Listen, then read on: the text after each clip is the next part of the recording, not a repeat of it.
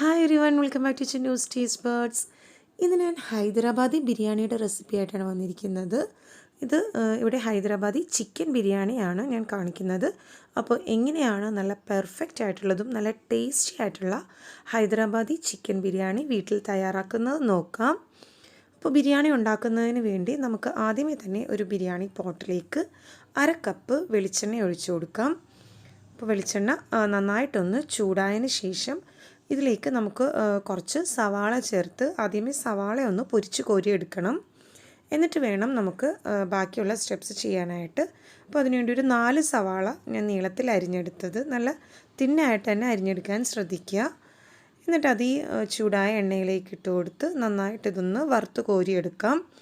അപ്പോൾ സവാള നമ്മൾ ബിരിയാണിക്ക് തയ്യാറാക്കുമ്പോൾ, ഈ ഒരു ഹൈദരാബാദി ബിരിയാണിക്ക് തയ്യാറാക്കുമ്പോൾ നല്ല ഗോൾഡൻ ബ്രൗൺ കളറിൽ ഇതേപോലെ ഫ്രൈ ചെയ്തെടുക്കണം.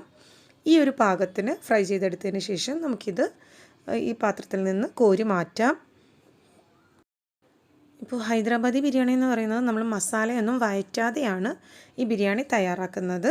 അപ്പോൾ അതിനുവേണ്ടി ആദ്യമേ തന്നെ സവാള നമുക്ക് ഇതേപോലെ പൊരിച്ച് കോരിയെടുത്തതിന് ശേഷം വേണം ബാക്കിയുള്ള ഇൻഗ്രീഡിയൻസ് തയ്യാറാക്കാനായിട്ട്. അപ്പോൾ ഇനി 1 കിലോ ചിക്കൻ ഞാൻ കഴുകി നല്ല വൃത്തിയാക്കി വെച്ചിട്ടുള്ളതാണ്. അതിലേക്ക് ആവശ്യത്തിനുള്ള ഉപ്പ് ചേർത്ത് കൊടുക്കാം. ഞാനിവിടെ ഒരു 1.5 ടീസ്പൂണോളം ഉപ്പ് ചേർത്തിട്ടുണ്ട്. ഇനി അതിലേക്ക് 1 ടീസ്പൂൺ മഞ്ഞൾപ്പൊടി ചേർത്ത് കൊടുക്കാം. പിന്നെ ഒരു 3 ടീസ്പൂൺ മുളക് പൊടി ചേർത്ത് കൊടുക്കാം. ഞാൻ കാശ്മീരി ചില്ലി പൗഡറാണ് ചേർത്തിട്ടുള്ളത്. പിന്നെ 1 ടീസ്പൂൺ ഗരം മസാല പൗഡർ ചേർത്ത് കൊടുക്കാം. 1 ടേബിൾ സ്പൂൺ ജിഞ്ചർ ഗാർലിക് പേസ്റ്റും കൂടെ ഇതിലേക്ക് ചേർക്കാം. പിന്നെ നമ്മൾ നേരത്തെ വറുത്ത് കോരി മാറ്റി വെച്ചിട്ടുള്ള സവാളയിൽ നിന്ന് ഒരു 1/4 ഭാഗത്തോളം ഇതിലേക്ക് ചേർത്ത് കൊടുക്കാം. ബാക്കി കുറച്ച് നമുക്ക് ഗാർണിഷിങ്ങിന് വേണ്ടി മാറ്റി വെക്കണം. ഇനി ഇതിലേക്ക് 1 കപ്പ് തൈര് ചേർത്ത് കൊടുക്കാം. ഒട്ടും പുളിയില്ലാത്ത തൈര് വേണം ചേർക്കാനായിട്ട്. കുറച്ച് മല്ലിയിലയും പുതിനയും കറിവേപ്പിലയും കൂടെ ചെറുതായി അരിഞ്ഞതും കൂടെ ഇതിലേക്ക് ചേർത്ത് ഇത് നന്നായിട്ടൊന്ന് കുഴച്ചതിന് ശേഷം മാരിനേറ്റ് ചെയ്യാൻ വേണ്ടി മാറ്റി വെക്കണം. അപ്പോൾ ഹൈദരാബാദി ചിക്കൻ ബിരിയാണി എന്ന് പറയുമ്പോൾ ഞാൻ നേരത്തെ പറഞ്ഞ പോലെ മസാലയൊന്നും നമ്മൾ വഴറ്റാതെയാണ് ഉണ്ടാക്കുന്നത്. ഇനി നന്നായിട്ട് കുഴച്ച് വെച്ചതിന് ശേഷം 1 മണിക്കൂർ ഇത് മാറ്റി വെക്കാം. ഇത് സാധാരണ ബിരിയാണിയിൽ നിന്ന് നല്ല വ്യത്യസ്തമായ ടേസ്റ്റുമാണ് ഈ ബിരിയാണിക്ക്.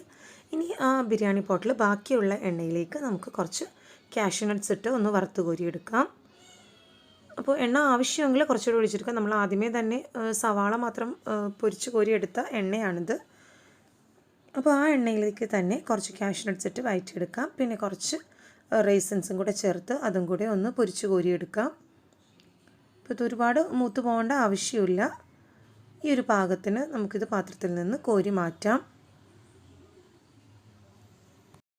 ഞാൻ ബാക്കിയുള്ള എണ്ണയിലേക്ക് കുറച്ച് കുരുമുളക്, 1 തക്കോലം, 2 പീസ് പട്ട, 2 ഏലയ്ക്ക, കുറച്ച് ഗ്രാമ്പു, 2 ബേ ലീവ്സും കൂടെ ചേർത്ത് ഒന്ന് ചൂടാക്കിയെടുക്കാം.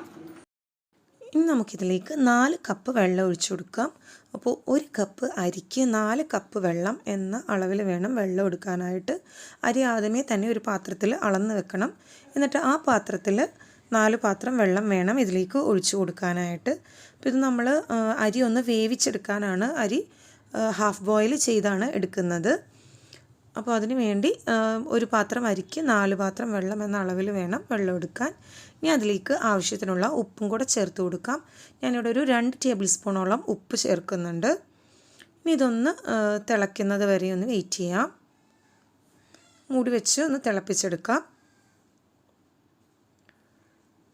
ഇപ്പോൾ വെള്ളം നന്നായിട്ട് തിളച്ച് വന്നിട്ടുണ്ട്. ഇതിലേക്ക് ഇനി 1 കിലോ ബാസ്മതി റൈസ് നന്നായിട്ട് കഴുകി വൃത്തിയാക്കിയതിന് ശേഷം അതും കൂടെ ഇതിലേക്ക് ചേർത്ത് ഒന്ന് മിക്സ് ചെയ്ത് കൊടുക്കാം. എന്നിട്ട് ഇതൊന്ന് മൂടി വെച്ച് വേവിച്ചെടുക്കാം. അപ്പോൾ ഞാൻ നേരത്തെ പറഞ്ഞു, അരി ഒരുപാട് വെന്ത് പോകരുത്. ഹാഫ് കുക്ക്ഡ് ആവുന്ന പാകത്തിന് നമുക്കിതിൽ നിന്ന് കോരി മാറ്റണം.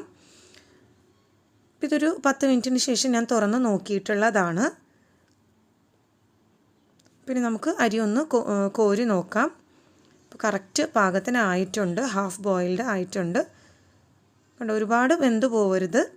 ഹാഫ് കുക്ക്ഡ് ആയ സമയത്ത് ഇത് നമുക്ക് ഈ വെള്ളത്തിൽ നിന്ന് കോരി മാറ്റാം. അപ്പോൾ റൈസ് മുഴുവനും ഈ വെള്ളത്തിൽ നിന്ന് കോരി മാറ്റിയെടുക്കണം. ഇനി അതേ പാത്രത്തിലേക്ക് തന്നെ വെള്ളം കളഞ്ഞതിന് ശേഷം 1/2 കപ്പ് വെളിച്ചെണ്ണയും കൂടി ഒഴിച്ചു കൊടുക്കാം. വെളിച്ചെണ്ണ നന്നായിട്ട് ചൂടായതിന് ശേഷം നമ്മൾ നേരത്തെ മാരിനേറ്റ് ചെയ്ത് വെച്ചിട്ടുള്ള ചിക്കൻ പീസസ് ഇതിലേക്ക് ഇട്ട് കൊടുക്കാം. അപ്പോൾ ഈ ബിരിയാണിക്ക് എന്ന് പറഞ്ഞാൽ നമ്മൾ 2-3 പാത്രത്തിൻ്റെ ഒന്നും ആവശ്യമില്ല. ഈ ഒരു ഒറ്റ ബിരിയാണി പോട്ടിൽ തന്നെ നമുക്കിത് തയ്യാറാക്കാവുന്നതേ ഉള്ളൂ. മസാലയും റൈസും ഒക്കെ ഇതിൽ തന്നെ കുക്ക് ചെയ്തെടുക്കാവുന്നതാണ്. ഇതൊന്ന് ജസ്റ്റ് ഒന്ന് മിക്സ് ചെയ്ത് കൊടുത്തതിന് ശേഷം ഇതൊന്ന് മൂടി വെച്ച് വേവിച്ചെടുക്കാം.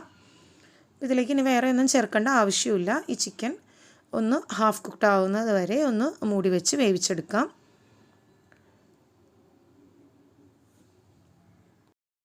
അപ്പോൾ നമ്മളിതിൽ വേവിക്കാൻ വേറെ വെള്ളമൊന്നും ഒഴിച്ചു കൊടുക്കുന്നില്ല. അപ്പോൾ ഒരു മീഡിയം ഫ്ലെയിമിലിട്ട് കുറച്ച് നേരം വരെ ഇതൊന്ന് വേവിച്ചെടുക്കാം.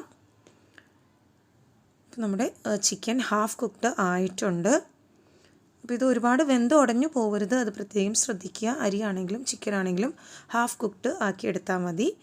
എന്നിട്ട് ഇനി ഈ മസാലയുടെ മുകളിലേക്ക് നമുക്ക് നമ്മൾ ഹാഫ് കുക്ക് ചെയ്ത് വെച്ചിരിക്കുന്ന റൈസ് ഇട്ട് കൊടുക്കാം. ഇനി എന്നിട്ട് ഈ മസാലയിൽ കിടന്ന് വേണം നമ്മുടെ അരിയും വേകാൻ, അതുപോലെ തന്നെ ചിക്കനും. ബാക്കിയുള്ള വേവ് ഇനി ഈ ഒരു മസാലയിൽ വേണം വെന്ത് കിട്ടാനായിട്ട്. അപ്പോഴേ ശരിക്കും ആ റൈസിലേക്കൊക്കെ ആ ചിക്കൻ്റെ ഫ്ലേവറും എത്തിക്കിട്ടുള്ളൂ.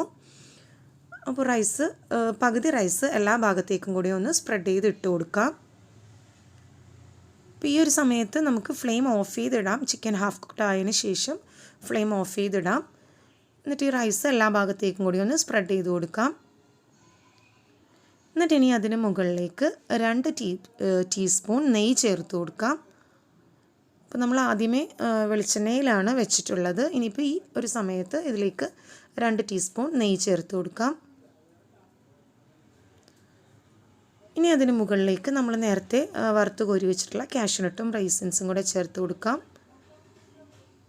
പിന്നെ കുറച്ച് മല്ലിയിലയും പുതിനയും കൂടെ ചെറുതായി അരിഞ്ഞതും, അതുപോലെ നമ്മൾ നേരത്തെ പൊരിച്ച് കോരി വെച്ചിട്ടുള്ള സവാളയും കൂടെ കുറച്ചിതിലേക്ക് ഇട്ട് കൊടുക്കാം. ഇത്തിരി ഇട്ടതിന് ശേഷം ഇനി അടുത്ത ലെയർ വീണ്ടും റൈസ് ഇതിന് മുകളിലേക്ക് ഇട്ട് കൊടുക്കുക. അപ്പോൾ നമ്മൾ വേവിച്ച് വെച്ചിരിക്കുന്ന റൈസിൽ പകുതി മാത്രമേ ആദ്യം ഇട്ടിട്ടുണ്ടായിരുന്നുള്ളൂ. സെക്കൻഡ് ലെയറിൽ വീണ്ടും ബാക്കിയുള്ള റൈസ് ഇട്ട് കൊടുക്കുക. വീണ്ടും ആദ്യം ചെയ്തതുപോലെ തന്നെ 2 ടീസ്പൂൺ നെയ്യ് ചേർത്ത് കൊടുക്കാം. അതുപോലെ തന്നെ ബാക്കിയുള്ള കാഷ്യൂനട്ടും റൈസിൻസും പിന്നെ സവാള ഫ്രൈ ചെയ്ത് വെച്ചിട്ടുള്ള സവാളയും ചേർത്ത് കൊടുക്കാം. മല്ലിയിലയും പുതിനയും കൂടി ഇതിന് മുകളിലേക്ക് വിതറി കൊടുക്കാം. ഇത് നമ്മൾ സാധാരണ ബിരിയാണി ഉണ്ടാക്കുന്നതിനേക്കാളും വളരെ എളുപ്പത്തിൽ തയ്യാറാക്കിയെടുക്കാവുന്ന ഒരു ബിരിയാണി റെസിപ്പിയാണിത്. കറി മസാലയൊന്നും വഴറ്റി ഒരുപാട് സമയം കളയേണ്ട ആവശ്യമില്ല. പക്ഷെ ഒരു പ്രത്യേക ടേസ്റ്റ് ആയിരിക്കുള്ളൂ ഈ ഹൈദരാബാദി ബിരിയാണിക്ക്. അപ്പോൾ ഇത് നമ്മുടെ ബിരിയാണി സെറ്റായിട്ടുണ്ട്. ഇനി ഇതിന് മുകളിലേക്ക് ഒരു ഫോയിൽ പേപ്പർ കൊണ്ട് ഒന്ന് കവർ ചെയ്ത് കൊടുക്കാം.